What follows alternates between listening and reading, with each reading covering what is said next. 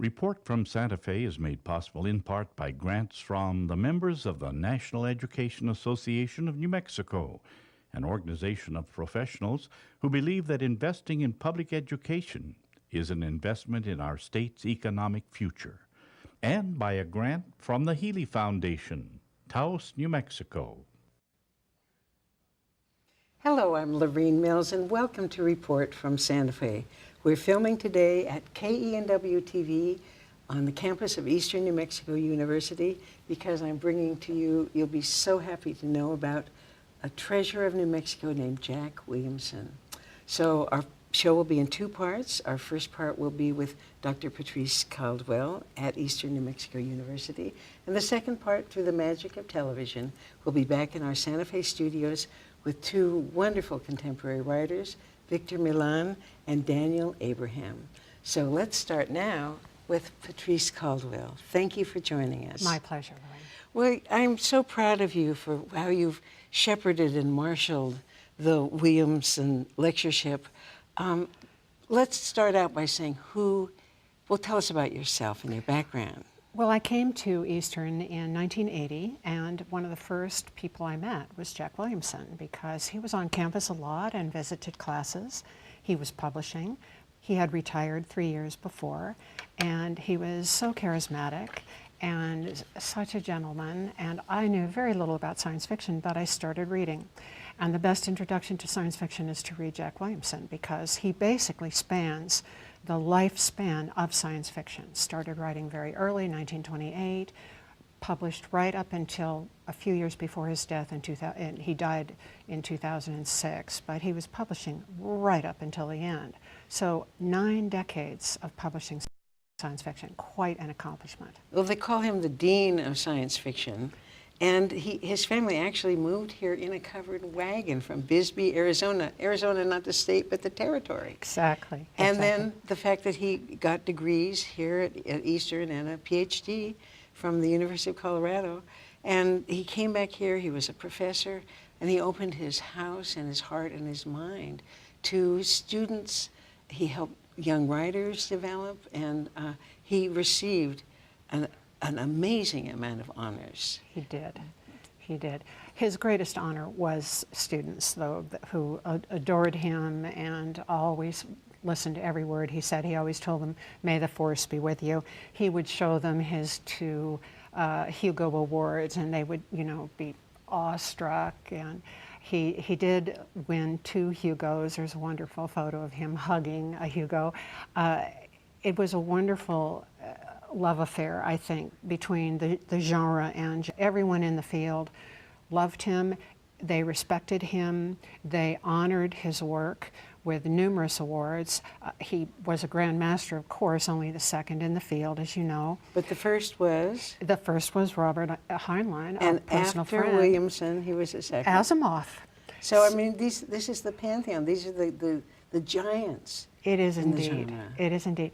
And actually, all of them a fairly profound science background, all friends, and all admirers of each other, which I think is, you don't have that kind of generosity in many fields today. Now, as we speak, we will insert some pictures of the Nebula Award and the Hugo, some of these, and some of the Jack Williamson special collection. But first, we want to also introduce Jack Williamson himself. So we have a little clip of him talking about science fiction. Let's just take a moment and look. I think this was filmed maybe 2 or 3 years before he died, Yes. right?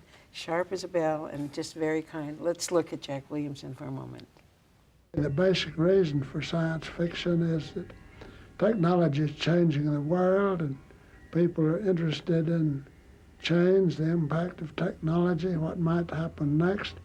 And science fiction doesn't attempt to forecast the future generally, and when it does, it usually fails. But what it can do is explore the possibilities of what might happen, and maybe we like the possibilities, and maybe we don't. If we dislike them, we can hope to avoid them.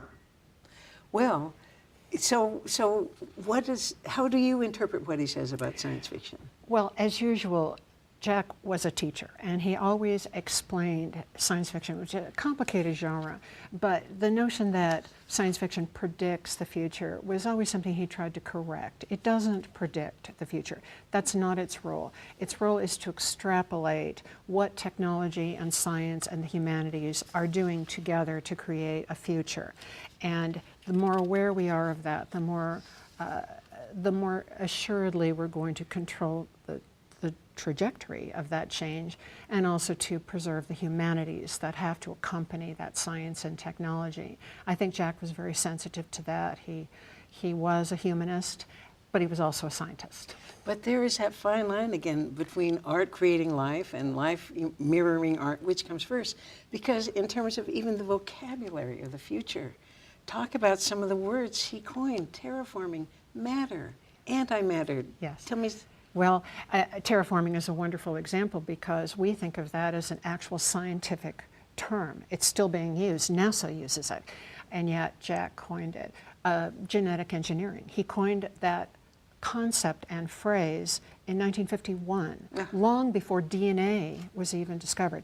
So his science background served him very, very well in terms of extrapolating from a direction he knew science was going to go into a way of making it accessible to far more people than scientists probably would have been able to engage in that whole discussion. And another term, androids. Yes.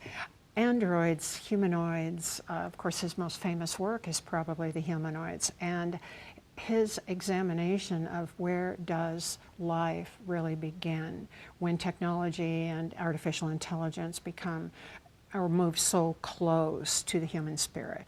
So yes, a fascinating subject which we're still struggling with. Yes, yes. So he's lived to 98, and when he passed on, he had assembled, first of all, this trophy chamber of these amazing awards, and a library, his own personal collection. Yes, fantastic. So what did he do with that wonderful collection? Well, Jack was a planner, and he had always planned to donate his collections and his library, his personal library, manuscripts, photographs, letters, to Eastern New Mexico University's special collections, which the university named the Jack Williamson Science Fiction Collection.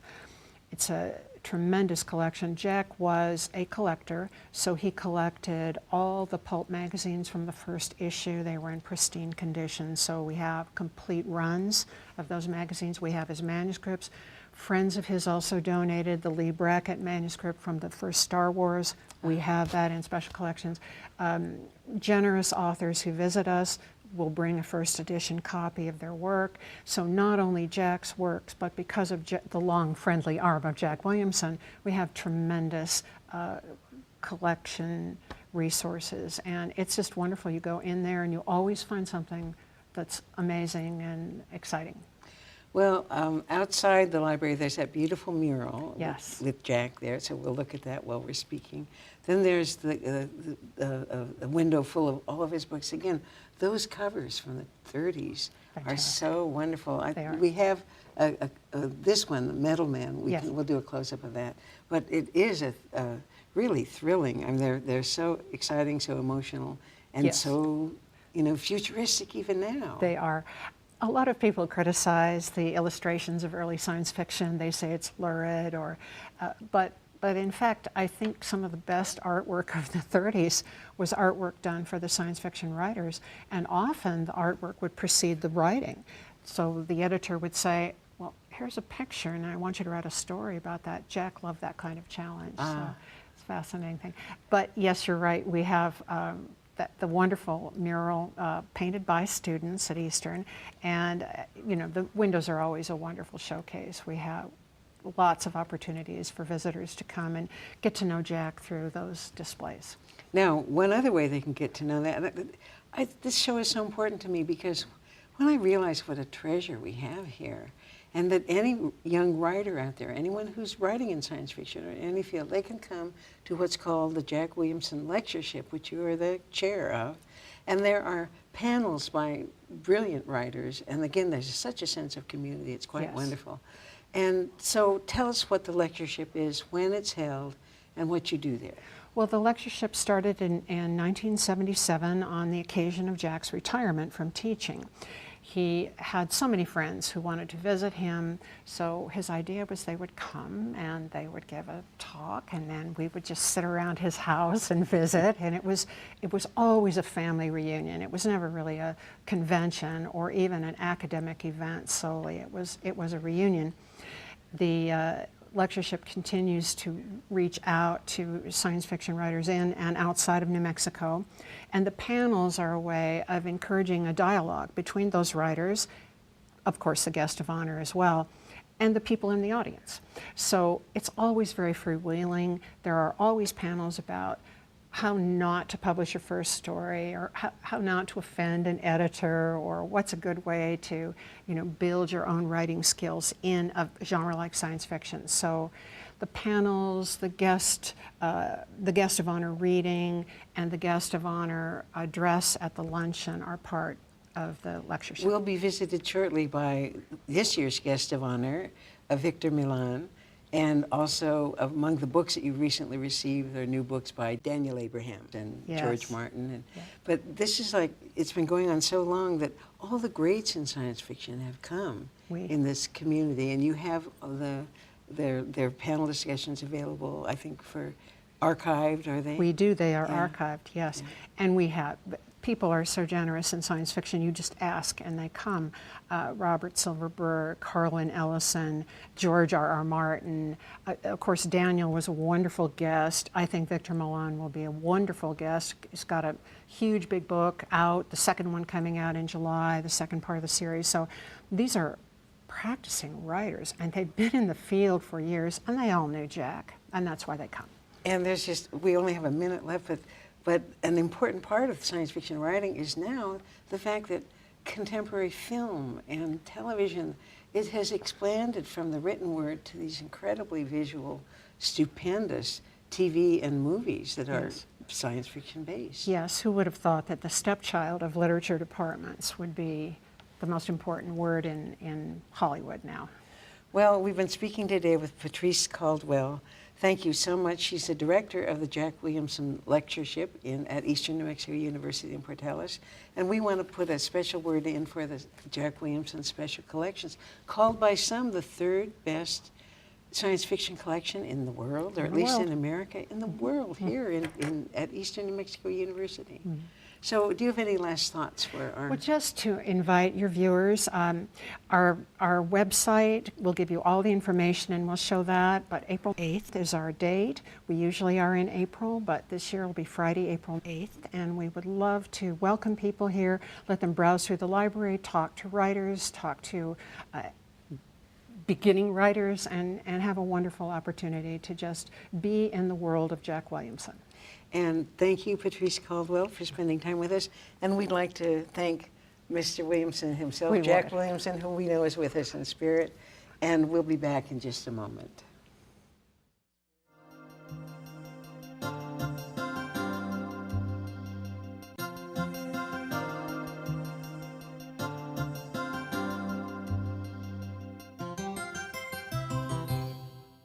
And now we're back in the Santa Fe studio, and I'm joined by two of my favorite contemporary authors. First, we have Daniel Abraham. Thank you for joining us.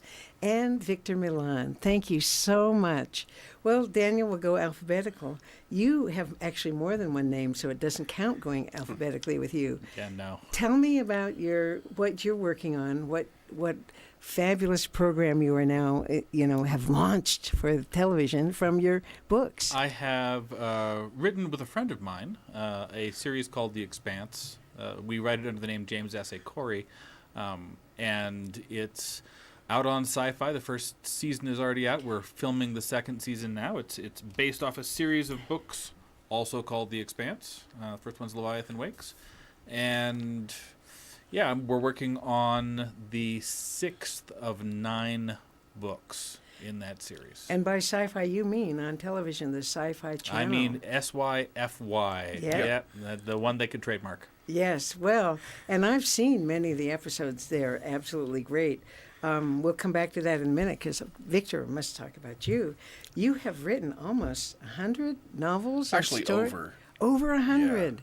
Oh my goodness! You got the Prometheus Award for Cybernetic Samurai. I Yes. love the name of that. You have a great interest in cybernetics, don't you? Oh, yeah, thank you. And that was at a time that was actually came out in the middle 80s when one could still say cybernetic unironically. But I also think that a lot of my speculations and projections still hold up pretty well. So. Yes.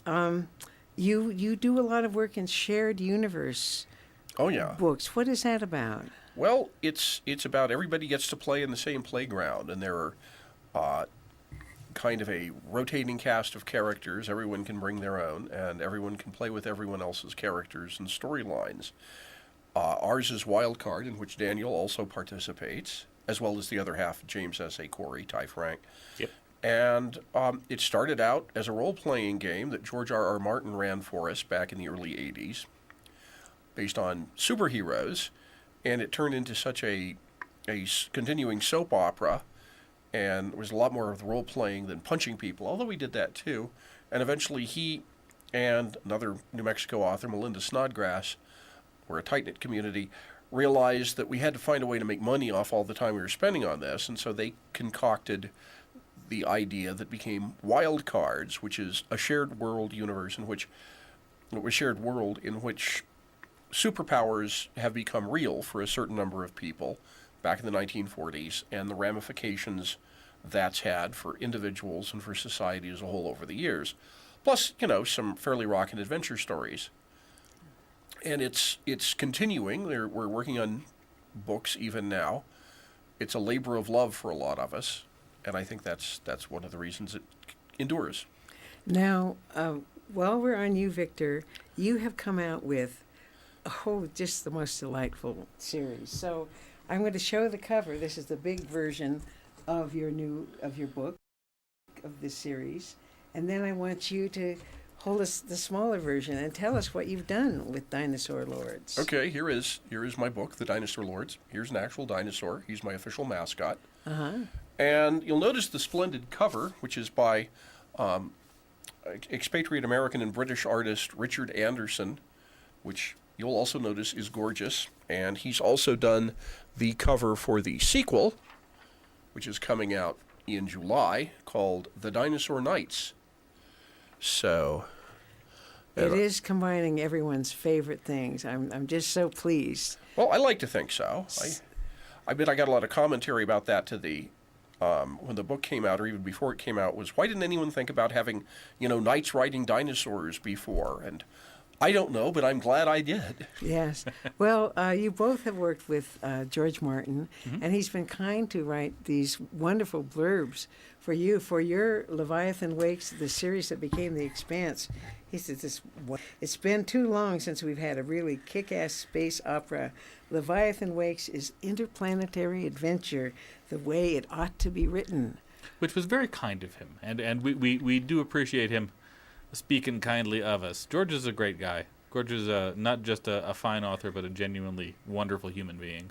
And he's been a participant and a supporter of the Williamson Lectureship and donated to the Williamson Library. Let's just take a little minute and talk about what happens. The first half of the show was with Patrice Caldwell. She's the chair of the Jack Williamson Lectureship that takes place in Portales at Eastern New Mexico University, April 7th through 9th of this year. And so you've been a guest, and you are going to be the guest of honor this year. Well, how wonderful. I'm excited about it. So tell me some of your experiences with the lectureship. Well, my experience, when I first started going to lectureship, I was not a particularly well-published author. It was very early in my career. And being there and meeting Jack and getting to hear the kind of commentary and thought that he brought together in that space was really valuable and really powerful for me. It's not just that it's a really important genre and an important field of literature for me. It's also that it was part of my state and my community right there, and with roots that were so much deeper than I was aware of until I got there and saw him and talked to him and got to see the collection and see all of these amazing books and all of these kind of treasures going back decades past my awareness. It was great. It was moving. It was wonderful.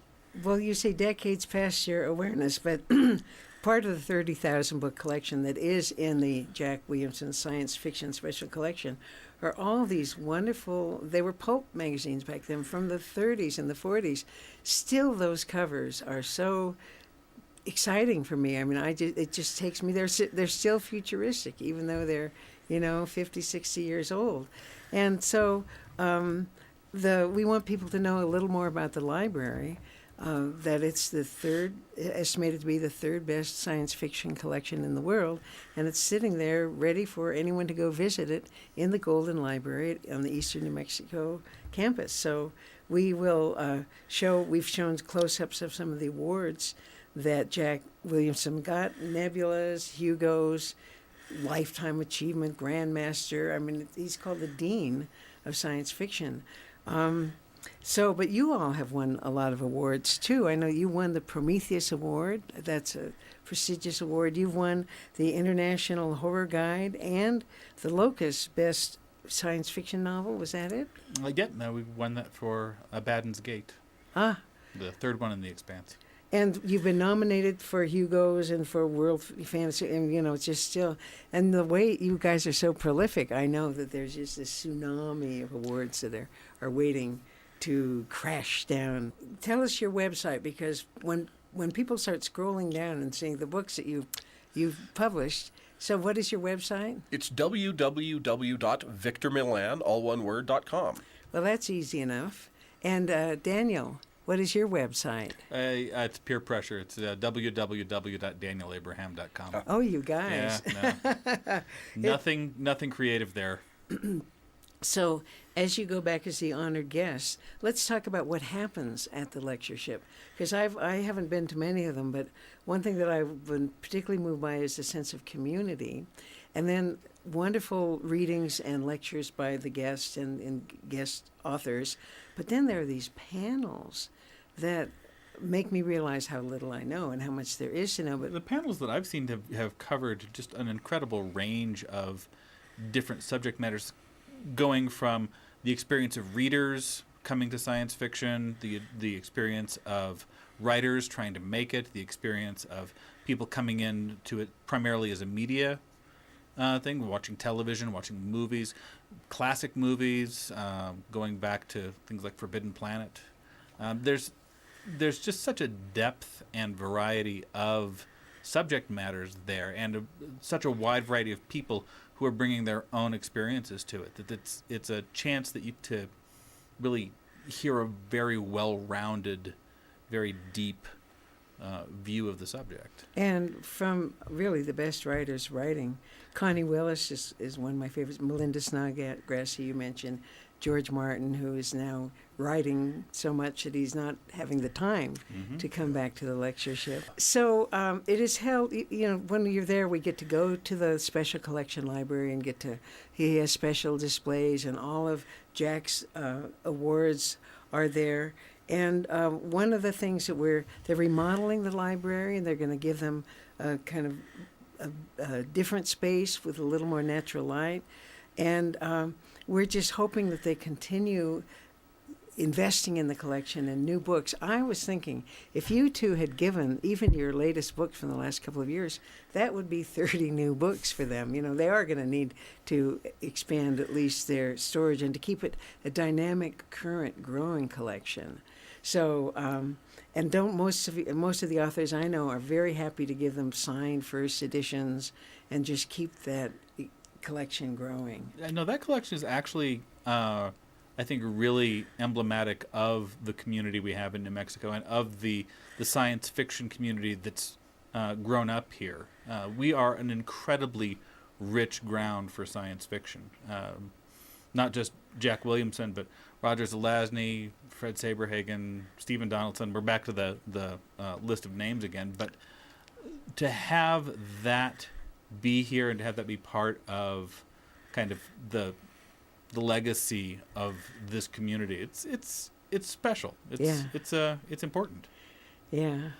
Yeah, I mean, it is a vibrant community. It's important to science fiction, and I do think it reflects the state. I mean, it's the state has, for whatever reason, acquired all of these oddball science fiction and fantasy writers, and as you point out, some of them are tops in the field. They're excellent writers here, as well as interesting people, and I think it's good that the collection emphasizes that, as well as the rich and deep history of science fiction as a genre, and well, in New Mexico is personified by Jack Williamson. Yeah.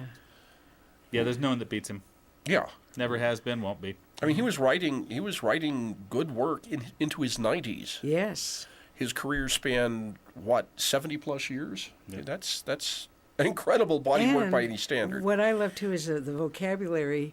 He contributed matter, antimatter, terraforming, that are just, they forget that somebody actually created this concept and in a way has manifested itself in the world. But I know that we'll be doing more about Jack Williamson and about the library and the collection and the Jack Williamson Lectureship. In closing, I just wanted to give you a moment to talk about what you're working on now. And I do have to say that George Martin had said about your series, The Dinosaur Lords, that it's a cross between Jurassic Park and Game of Thrones. What's not to love about that? Well, I hope people feel that way. I mean, I thought it was a perfect capsule description of the project when he whipped it out in conversation to actually a fellow writer and director for the series at a party at Melinda's house a couple of years ago. And I think it's a perfect capsule description. What I'm working on right now is the third book of the series, which is called The Dinosaur Princess. And Dinosaur Nights basically kind of concludes the main story arc that began in Dinosaur Lords, but there are still things that are going to need to happen, and they're going to start happening in the third book. And I'm really excited about it. Good. And Daniel, you've got The Expanse on television. I'm a huge fan. I have The Expanse on television. I have, we're working on several more. Me and Ty Frank, who are James S.A. Corey, are working on books 6, 7, 8, and 9 in that series. That's what we're under contract for. And I've also just finished up a series called The Dagger and the Coin that is the second epic fantasy series that I've completed. And that's pretty much enough to keep me off the streets. And don't you have one coming out immediately? I have, actually, yes. Show us that. The last one in the Dagger and the Coin series is The Spider's War. That's coming out the day after you and I tape this. Ah, that's wonderful. Well, we've run out of time, which in science fiction we should just be able to moibus strip ourselves right back to the beginning again. But I'm so pleased to have time with you. Our guests are Victor Milan and Daniel Abraham. Thank you so much for joining us. And thank you. And in addition, I'd like to thank Patrice Caldwell and remind you that the Williamson Lectureship is April 7th through 9th in Eastern New Mexico University in Portales, New Mexico. I'm Lorene Mills. I want to thank you for being with us today on Report from Santa Fe. We'll see you next week. Report from Santa Fe is made possible in part by grants from the members of the National Education Association of New Mexico, an organization of professionals who believe that investing in public education is an investment in our state's economic future, and by a grant from the Healy Foundation, Taos, New Mexico.